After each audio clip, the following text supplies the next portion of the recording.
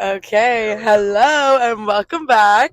It's Maddie, and you're listening to All Walks of Life. Yeah. Yeah, we got a guest today. Hey. Alex is officially the first guest on the podcast. Yeah. Very honored to have you. Thank you. Thanks for being here, Yeah. Queen. It took a little bit, but yeah. It did, but that's okay. Yeah. I've got technically this is going to be episode 7, so I've got 6 episodes out now. I swear I'm looking at my map. I'm sorry. Oh my god, you're good. It's okay. We are currently in the car. We were just on the lake, and we did try to record this on the lake. My phone got too hot, so we're trying again. But I It was feel so like gorgeous, though. it was perfect, and I'm probably gonna add like a little glimpse of it in there clips. because it was very nice. Yeah. Had a good little start to the conversation, but I feel like we're a little bit more focused today. We're gonna talk about making the conscious decision to change the things that you want to change. Yeah. You know. Yeah. Alex, do you want to explain a little bit about why we want to talk about this today? Yeah, absolutely. I am currently in the thick of a 75 hard challenge. A group of coworkers and I are doing it, and it's been amazing. It's been probably the best thing I've ever done for myself, and I think that it has inspired this conversation of why change is so important and growth is so important. Do we want to maybe start with alcohol? Yeah. Dive into it? Yeah. Okay. Let's do it. Yeah. So that has been the biggest thing that has changed in my life is the amount that I am drinking. I am not drinking on 75 hard is a requirement of the challenge.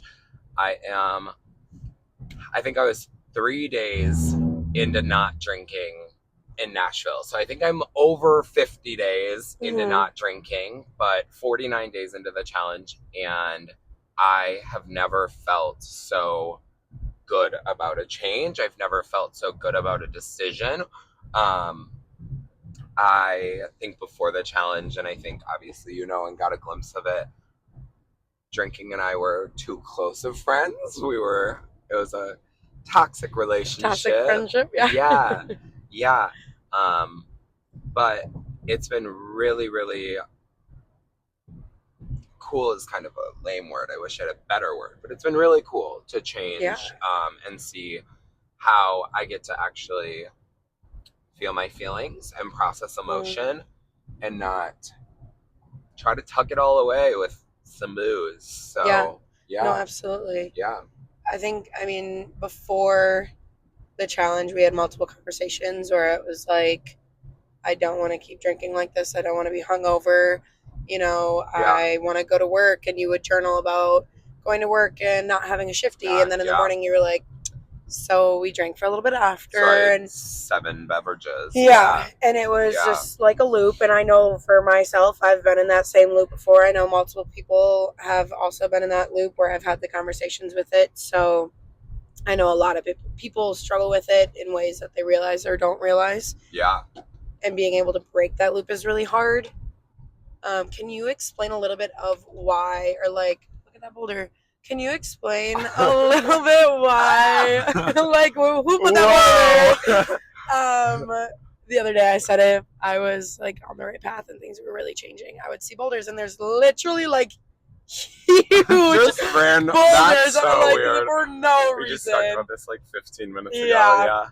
So I love that. But anyway, when the challenge was presented to you and people were talking about doing it, why do you think that you decided to actually take that leap? Yeah. I think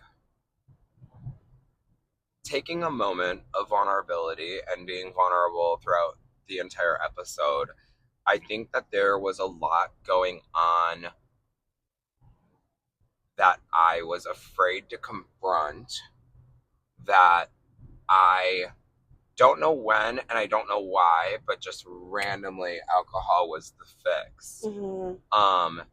And I remember when Abby, the girl that originally had presented the idea of doing the challenge, I remember when she said she was going to start the challenge, feeling the excitement and feeling the drive to be like, yeah, I want to do it with you. And like, I felt cool. Like, she felt cool for doing it, and I wanted to feel the same, know? But then also the fear of like, oh shit, like that is going to require you to stop behaving in these ways and focus more on why you're behaving these ways and behaving differently versus just continuing the behaviors. Yeah. And I think a lot of it, we've talked a lot, like I struggle in the area that I live as a gay man with relationships, and it's been a hot sec since feeling some sort of connection romantically. I think that drinking and I became real close because of that. I also think that drinking and I became really close because of the social aspect of drinking and the job. I work at a bar, pretty high volume. It doesn't really matter. I just work in the environment. But the energy around it is like people are drinking to have fun. People are drinking to be like, I'm here with my friends. We're going to watch a game. We're going to turn up and just like really get that energy up. So it is something that is very easy to look at as like attractive of like, I want to have friends. I want to have fun with other people. And I think the other thing too in this is, you know, making realizations along the way. In my position, I am not allowed to drink while on the job. Right. So I think being around alcohol and then the whole day, it was really easy to be like, I can't wait to drink at the end of the day. I can't wait to catch up with everyone. I don't think that was the primary reason why I was drinking at all. I think I was drinking to cover some emotions and not have to process that, like, I should do some work on myself and not focus so much on other things. Yeah, that was I think that's a good thing to note too. I think a lot of people, it's very easy to just drink it away. I mean, the amount of times that I've heard people say like, I don't need to feel emotion. I don't need to feel these pains. Like, I'll just drink and I'm fine, you know? Yeah. But then, like, it's hard because you look at it as it's a social thing. I'm going to go drink and have fun with my friends. Sure. But then also you have the aspect of, okay, I'm drinking with my friends, but all of those demons I'm battling, like, are kind of coming up. You see how many people start crying when they're drinking and are struggling with their emotions. And it's like, okay, we're drinking to drown out the emotions, but now the emotions literally are coming out whether we want them to or not. We're waking up the next morning, like, everything is still there, and now it feels even worse. Yeah. I think that's the biggest thing I do appreciate on my sobriety journey right now is not waking up and questioning who I owe an apology to. That part. What I did that was so not like me that now I, you know, the anxiety like we talked about earlier is very real. And I think that affected me. I think it affected my day-to-day life. And then I just was in this constant state of worry that everyone was judging me for actions that I was taking while I wasn't myself. Because I don't feel, I think we remember too easily and forget way too fast that alcohol and consuming the amount of alcohol that I was consuming is completely changing a person's personality and how they're thinking, acting, behaving, your all the thought things. Processes, you know, yeah. And I think it's easy to just blame it on drinking. Like, well, I was drunk, so you can't hold me accountable for what I said or what I did. But why has that become a norm that drinking is so prevalent so we can just be like, well, I was drunk, it doesn't matter. Sure. Or like, I was drunk, I didn't mean it, you know, but it doesn't matter who took over your body or what you were doing, you still did it. Right. And I think it's just a very easy way to cover up a lot. And I think a lot of people use it as a cover up. I mean, obviously there's times where people want to just drink and have fun. And I think there's things that we learn how to do a healthy balance with in life. And sometimes people just don't know how to get to that point of creating that balance. Yeah. And I mean, you've been able to see changes in so many different ways, not just in a sobriety way, but you're showing yourself that you can trust yourself to show up even during the days where you're working ridiculous hours. And during the days where you're like, I don't want to do this, but you're still waking up and doing it. You're still showing up and doing it. So I think there's a lot of different aspects that go into it. If you want to talk a little bit about some of the other things that you've kind of learned along the way. Yeah, the change in general, I felt really out of touch with my workouts and exercise, lifting. I went into the challenge we talked earlier today, just the two of us, I went into the challenge with the intention of I'm doing this to become like to enforce my discipline, right? Mm-hmm. My ability to stay disciplined. Um, and you just brought up being the ability to trust yourself. Before this challenge, I would find that I would write myself some sort of to-do list, and I would find that I'd get to the end of the day and be like, wow, I like wanted to do these things and didn't actually do them, right? Mm-hmm. The challenge has really taken the thought out of all of it and has just forced me to, this is what happens in a day, this is how this works, Yeah. you know? And I think it's so nice to 49 days into this challenge look at myself and say, I do trust you. Like, I trust me to be like, this is what's happening, this is what we're doing. Um, I do worry a little bit that, like, once the challenge is over, it might be easy to fall back into a cycle of it feels good to write all these things down because it feels like I'm accomplishing these things by writing them down, but I'm really not doing a damn thing. Right. Um, and now that I know that the feeling of the feeling that I'm feeling currently, where I feel really good, I feel really clear in thought and different things like that. I know that that's because I'm actually doing the things and not just writing them down or whatever, right? Yeah, I think that this challenge has taught me more about myself than anything has, which is also really scary in a way because it's happened so fast.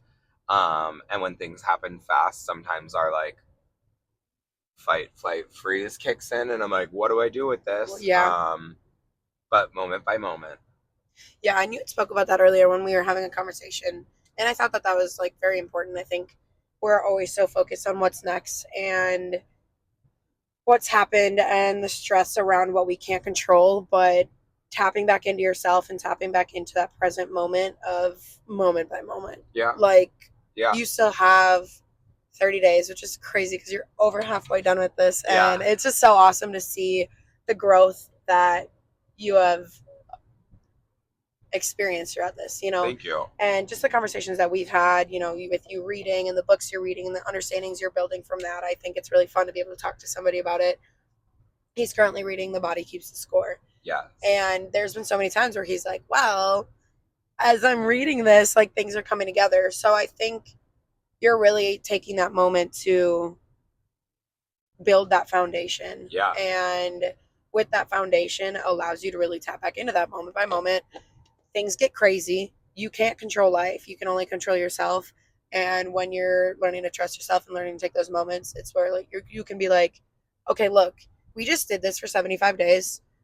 And obviously, whether listeners are doing 75 hard or not, obviously, you know, like it doesn't have to be that, right? Yeah. But building that trust with yourself and sitting there and being like, okay, this is what I can control.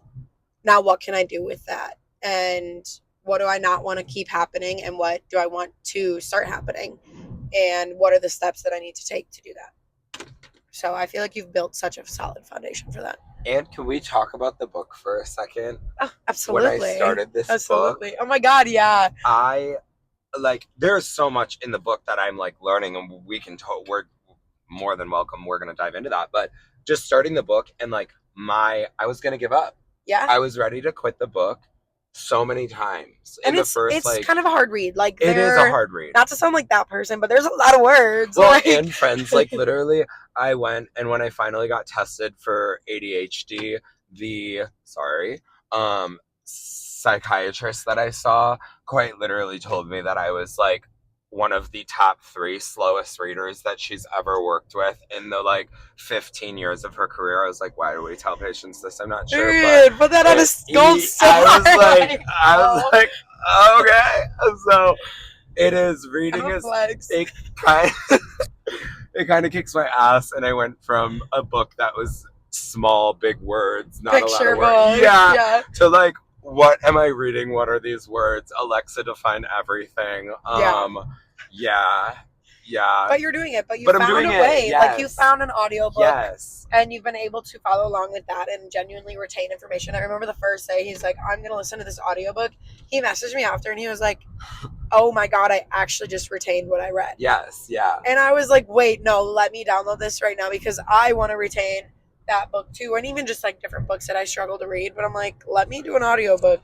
I had to find what works for me. And Exactly. I think that's where I was like, let's talk about the book. Like that moment alone taught me, it's such a simple saying, but like I can do hard things. Like I was the person before this challenge that like when it got the slightest bit hard or like I think it's easy to say too hard, but when it got appropriately hard, I would just be like, I'm good. I'll find the easy way out. Yeah. Like there's always a workaround, and that is very pessimistic mindset, which is another thing that I realized. Like when it came to the relationships, when it came to comparison culture and being in the gym and constantly showing up to the gym because I had to show up to the gym because that's what I was telling myself. But I would show up and I would find someone that looked better than me or I was attracted to or whatever and attack myself. Yeah.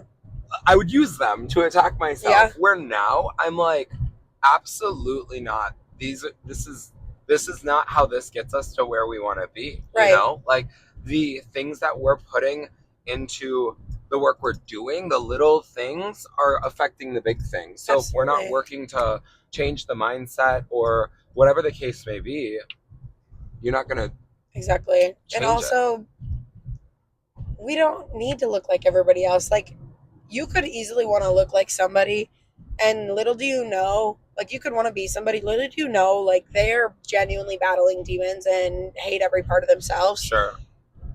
We're not supposed to all look alike. We're not supposed to all behave alike. That's what keeps the world spinning. Not sure, yes. No, yeah, you're good. Absolutely. Like, we are all different and unique, and that's why the world is so special, because everybody has their story. That's exactly why I want to be on here. Sonder. The word is sonder. Illiterate. What does that mean? Is that right? I think so. I don't know what that means. It's like every passerby has their own story. Absolutely, or yeah. their own journey. I have it saved somewhere. It's something like that. I feel like it goes more in depth. But yeah. Like everyone you pass in a day has their own like stories, set of challenges, ups, downs, all the things. And it's the realization of that. Absolutely, yeah. Yeah. I mean, we're all unique, and we're all supposed to be unique. Am I going the right way? Kind of like the thing, like literally the reason behind this podcast is we're all on different journeys. We're all experiencing different things, and it's important that I think we pass by so many people, and we're just like, whatever. But like everybody has such a rich story, whether we realize it or not. Everybody brings something different. For sure. You know, I got to walk around last night at my old job, one of the bars here, and just see a bunch of people that I haven't seen in a while, and it's like, wow. I can just walk by and say hi and keep going. But the people that I stopped and had a conversation with, it was like, not to sound like this, but it's just because how life is. But it's like, I forget that other people's lives are still doing their things, are still laying out. You know, somebody told me, he was like, dude, life is lifing. And I said, life is lifing or life is lifing? And he was like, no, like life is lifing. And I'm like, yeah. Like you really forget that other people struggle the way that you struggle or in different ways, and just forget to appreciate that we're all trying to experience life. Yeah. You know, and being able to take control of what you can control allows you to hopefully experience life to as full amount as you can.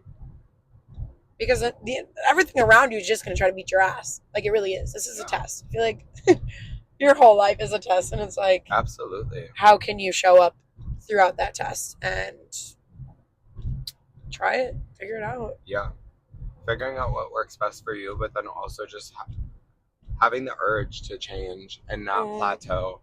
And it doesn't mean that you constantly have to be working on something, you know, what's next or whatever. Right.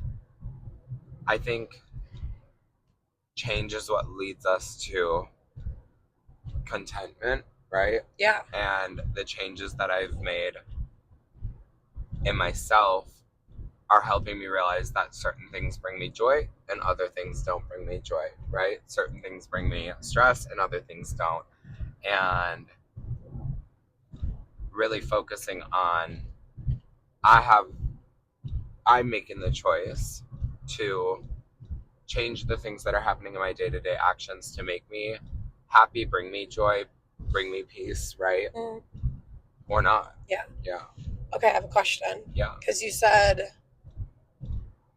oh, I forgot it. No, it was a good question. It was, okay, you taking control, basically. What is something in the future, say, if you're like, wow, kind of like where you were at one point, where it's, and where we've all been at one point, of there's this thing that I want to change. I keep telling myself I'm going to, but I won't change it. What do you feel from what you've learned and experienced through this will be different when you reach that next time, or when something else presents itself that way? Yeah, that's a good question. I think now I look at things through the lens of I can, like there is like it's meant for me, and not like escape it or like run, you know? Yeah. Um, and I think that allowing, if I don't make the conscious effort to take control, it's going to lead me down the path that I was on, but like even harder, even darker, even, Yeah. right? So in reality, the reason that I feel that this is happening for me is so that I understand that I have been in control the whole time. Yeah. I need to control in the direction I want to control. Yeah. You know? Good for you. I mean, that makes me happy. Like, Yeah, same. Yeah. good for you, because Yeah.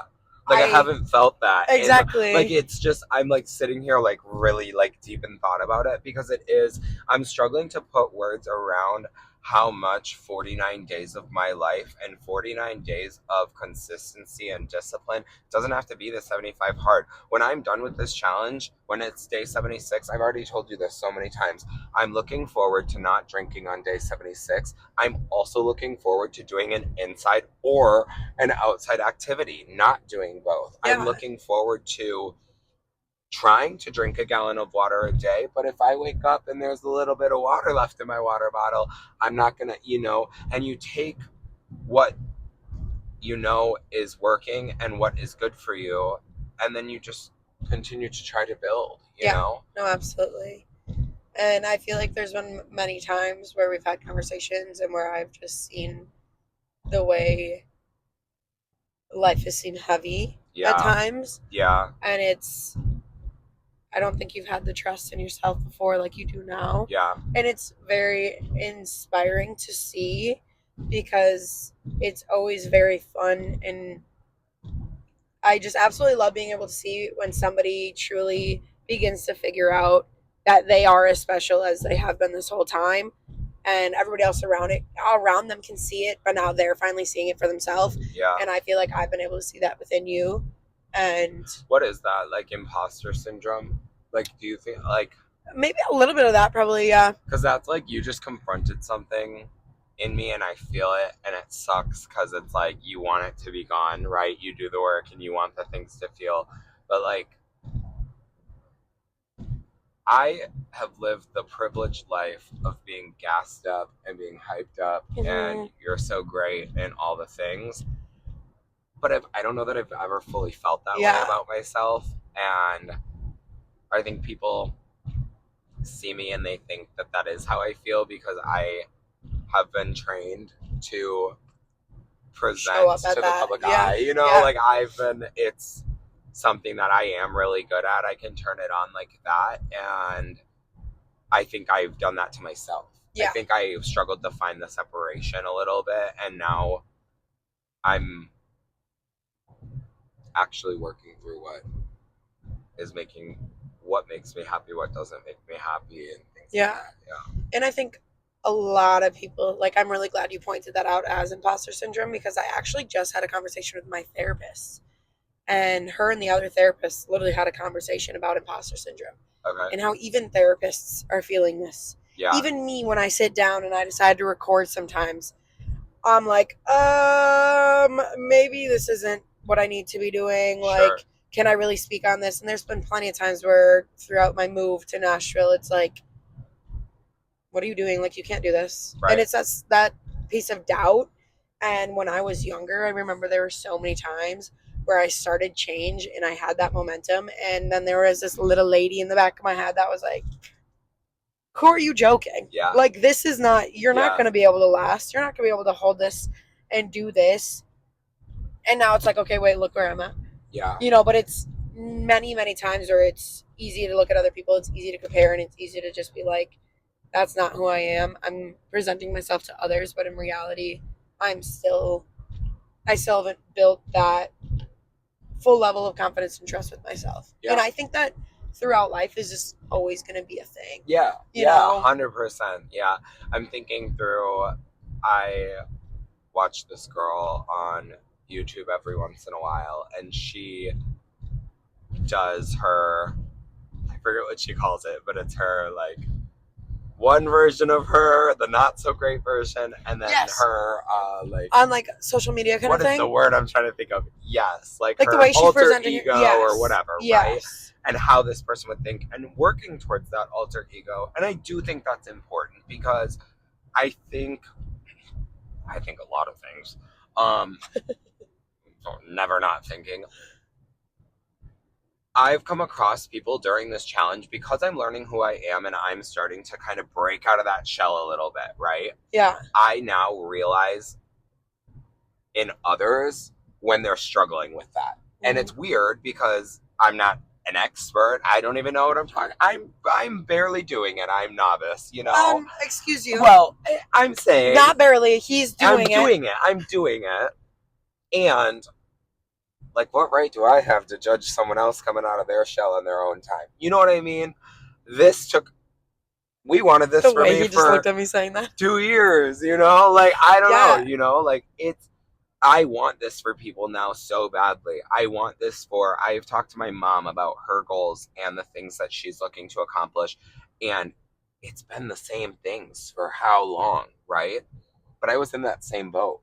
Think about the times where I've been like, Alex, I literally can't wake up in the morning. Right. I can't get out of bed. Right. I can't do XYZ. Right. You know, like I've gone through it with drinking as well, where it's like, I want to stop, and I just wouldn't stop. And then, yes, like finally up to the point where I've built that relationship where I can, but it's not just overnight. Yeah. You know, like you said, it's been years of this happening. And the recommendation I have is like, don't monopolize yourself. Like, I wanted to be like everyone else or have what everyone else had because in my eyes, when I looked at them, it felt good. And when I looked at myself, it didn't feel good. Yeah. But what I realized over the time is it didn't feel good because I was trying to do what worked for them and not what worked for me. So why am I? Yeah. I know y'all heard that. Listen to that one again. Like, skip back 10 seconds and re-listen to that. Yeah. Don't do that to yourself. Yeah. You know, like there's 7 billion plus people on this planet and every single person is different. I don't care if you're best friend and you are finishing each other's sandwiches. Like, it doesn't matter how close or how tight knit. Every individual is their own person. Do not monopolize yourself and try to fit a mold that you don't fit. Every day is gonna be Preach it. Yeah. And it feels like, I feel itchy saying it because it's like I'm still working on it. Absolutely, like, but I'm I think it's a whoa, good thing to like. But it is a good thing to point out because even as you're working through it, the fact that you can be working through it and still point it out is so important. Like the times where I'm sitting here recording a video and I'm like, literally my episode about what's your why and how I'm struggling with eating and everything. I, in the middle of the podcast, was like, should I even be talking about this? And I was like, what do you mean? Absolutely. I'm struggling so much about this. So let's talk about it because I don't have to have life figured out to say that I know what I'm talking about. I can just simply say, I'm experiencing this. This is what I'm learning. Yeah, they're just let's have a conversation about it. Yeah. Absolutely. Like you can sit and give somebody the most amazing advice in the world and they could take maybe one thing from it and they could take nothing from it. Yeah. But we all take different things and everything works differently for other people. Yeah. But that's the joy and that's the magic of life is, like you said, not fitting into this other mold of other people and really taking that decision of what do I want to figure out works for me? Like, how do I figure out what works for me? Right? Yeah. Period. I love that. Look at us chatting. I know. I'm like, wow. Like, I can't even believe I was like, whoa. I just, like, that's the reality of it. Yeah. We're doing it. And No, like we really are. A year ago, I had just moved to Nashville. Alex and I were on the phone every motherfucking day. And I was like, I don't know if I want to live in Nashville. Like freaking out for months. yeah. Literal On and off. months. Like Yeah. every day. Yeah. It was, should I move somewhere else? You know, like Yeah. I had that imposter syndrome like no other. Moving, it was the best thing, but also the most terrifying thing for a while because I didn't know how to trust myself through it.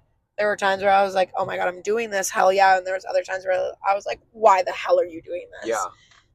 But now looking at it, it's like I genuinely would never change the experiences that I've had for the world. So trusting yourself is the hardest thing to do, but it's just going to come with time. And it's going to come with trying those hard things. Like you said, you can do hard things. Yeah. I have a girl, hey girl, Annie, I'm shouting you out because this is one of my gym girlies. She will always be like, you can do a hard thing for 1 minute and then you can like, if you can do a hard thing for a minute, you can do that hard thing for a couple minutes. And like, basically that's the premise of it.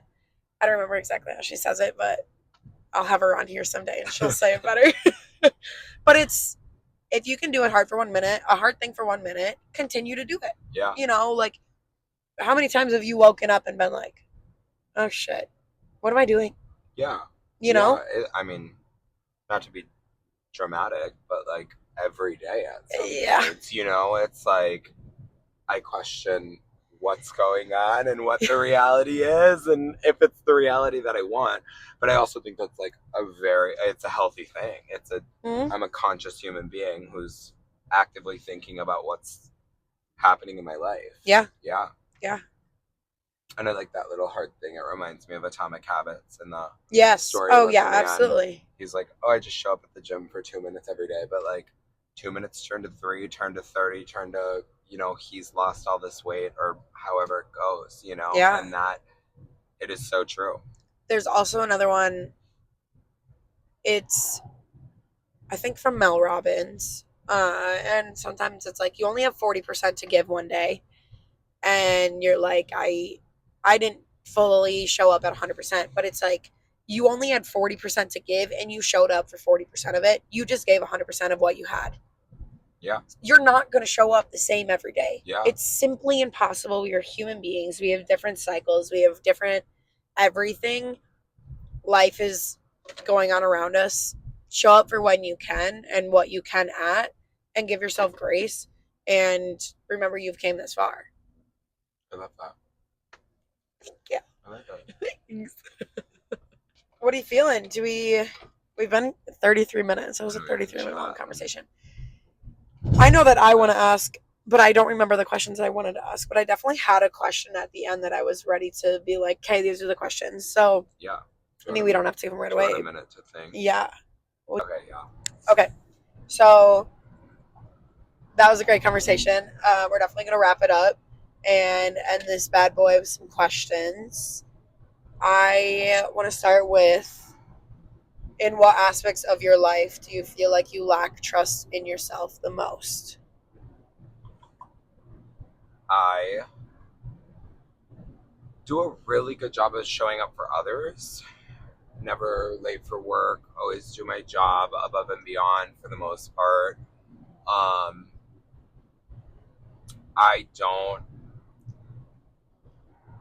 Right now, I don't fully trust that I will continue to put this level of effort in. And that's scary. Yeah. Because I want to, and it's not sustainable. So I have to figure out what's sustainable. Yeah.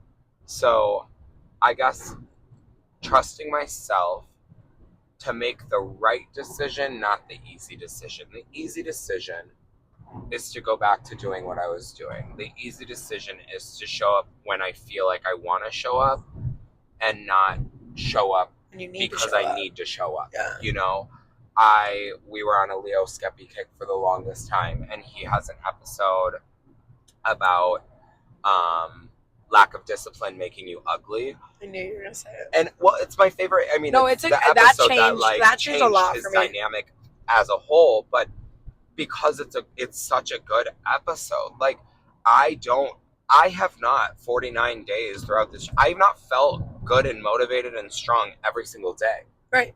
You know, and I'm still doing it because I'm making the right choice. Absolutely. Yeah. So yeah, I think that right there is the biggest thing where I would like to, in the remaining 26 days, continue to build the trust within myself to make the right choice. Absolutely. Yeah. Mike, I have a question for you. I want to know,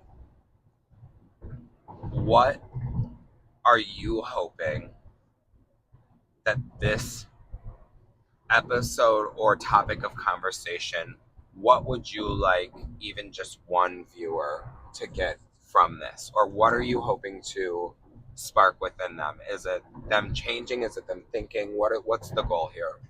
All of the above.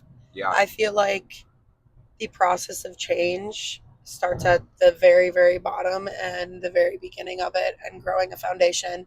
And I know we touched on that a little bit, and that's actually was going to be the question that then I asked back to you of, like, what are the takeaways? yeah, what pieces of your foundation are missing, and what can you do to build a solid foundation to then, you know, and it's not going to be linear. You're not going to have a foundation and be like, yeah, we're a brand new person forever in life. You're going to have slips. You're going to make changes along the way. But how can you build a foundation to actually lean forward with then? Yeah. So I definitely hope that people are able to use that and use just that sense of understanding you're not alone. And we really all are here at different times struggling and experiencing things in different lenses, and remembering that that's the beauty of life. And that's the best thing to do, is appreciate those moments of being different and really just tapping into that. And honestly, realizing the importance behind trust. I feel like that was something I struggled with for so long, especially like leaving relationships. I didn't trust myself. I didn't trust that I'd ever get out of a relationship that I was stuck in for on and off for 3 years. I didn't think I'd ever get out of it. And I remember just telling myself, like, please just trust that within, like, just leave this man for 3 months and see what changes. And I used to, like, beg myself. I'm like, please just trust yourself. And it worked. Yeah. You know, and Yeah. like, I'm very grateful for that, because I was young when I was thinking like that. And I feel like that was a big piece of trusting, or like tapping into trust with myself. Sure. So. Sure. I like that. And to kind of like, I don't know, answer it in the reverse. Yeah, right? Like, yeah. I just had this thought, and I'm like, whoa, maybe it's silly. A Stop. cross-eyed. Oh, whoa. Stop reading the story before the story's written. Like, I don't know. I just had that thought. Like, before all that, like, with my pessimistic mind and all the things, and we grow up thinking, I grew up this little boy, this little gay boy, like, I'm gonna have this cute little family on this, like, little farm, and, like, whatever. Like, I'm 24, single. I have to stop reading the story that I created for myself before the story's even written, because it's eating me up, chewing me up, spitting me out. The amount of guilt that people feel because they are not where they thought they would be, but they created a vision of a reality that was not. It was conditioned. It was conditioned. Yes, and it was not was something that was going to happen because the cards were not dealt that way, and they weren't supposed to be dealt that way. right. So it's really letting go of the story that we thought that we were going to end up as. Yes. And with that, one of my coworkers, bless this man's heart, he is just such a knowledgeable individual. All of the time, I'm like, this is life. Like, hey, help! I know you're going to get me out of this mindset. Help me. You know how many times he's looked at me and been like, hey, Maddie, can you stop being stuck in the outcome of everything? I'm like, yeah, you're right. You're right. Literally all I'm sitting there is thinking, like, what I can't control, and what is going to happen when I do this, when I put myself out and be vulnerable when I tell somebody my emotions and hope that they respond in a way. When I yada yada yada, stop being stuck in worrying about the outcome of everything. Back to when you said being moment by moment. Full circle, baby. Moment by moment. We can only control ourselves and we can only control this current moment. Yeah. So really tap back into that. Yeah.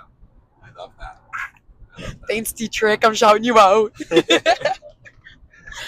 Do you have any more questions or thoughts for the class? I don't think I do. Yeah. No, I feel like really that was good. Yeah. Do you feel good? Isn't it fun? Like, Yeah. I don't know how to explain the feeling I feel after having conversations like this. I mean, Yeah. and this is exactly why I wanted to have this Yeah. type of environment. And Practice makes progress. I definitely Absolutely. feel a little felt a little discombobulated Yeah. at times. Me talking, I'm so clear in thought, and then I'm like beep bop boop. But no, genuinely, I bet you so many times you're gonna look at this video and I'm gonna go cross-eyed thinking about like 5 different thoughts because I was getting Yeah. lost.